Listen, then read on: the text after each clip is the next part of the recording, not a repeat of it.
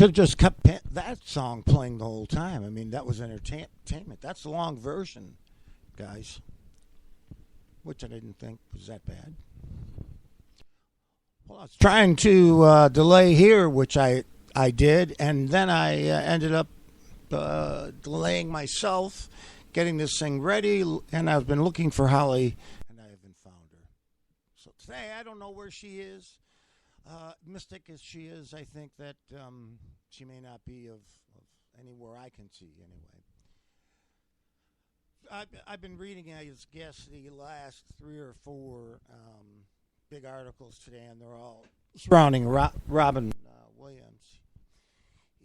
A medium and myself took the time this morning on the phone to talk to each other, and the big question I had is, where does suicide spirits go?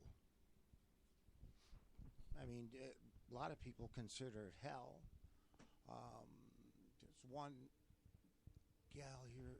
There's so many different authors, so I'm just going to, they're in the paranormal authors. Suicide, the soul goes into an area called the abyss, or some people call it the void. They go there to collect thoughts, and when the soul is ready, the soul will move to a higher vibration. But only when the soul is ready. It's very much like the analogy of Earth being a school, and they dropped out of it. And when they dropped out, they have to decide, should I go back? That was taken from one of my mediums today who I haven't talked to in ages. And ironically enough, I left a message. She called me back. So anyway, that was a quote from Patty Ortle, who used to be our medium. And I think that it talked about, in the case of Robin Williams and where his soul is, because we know things move on. Yeah, he's in an area right now called the abyss or the void, depending on who you talk to. And Patty described it to me as walking down the hall in like a big marble holy home or something. It is just gigantic. And to your left is a large room when you walk in the front doors. And they're conversing, and they get it, and they're all confident they're going to the light. And then you hear a noise from another room, and you look to the right as you're coming in. Of course, you just saw this first room I just described as coming in and looking to the left. Now you look to the right, and right on the other side are there those sitting like in the row down the thinker, just sitting there. Well, anyway, I got Diet Dr. Pepper instead of Diet Coke. I don't like it. Anyway, the soul will sit there in that position to rethink, but the part of the soul, and I do believe when they get in different dimensions, they become part of or whole. Kind of like UFOs. If you ever seen it, like the lights come off the mothership and then go back on, kind of like that. So anyway, we believe parts of the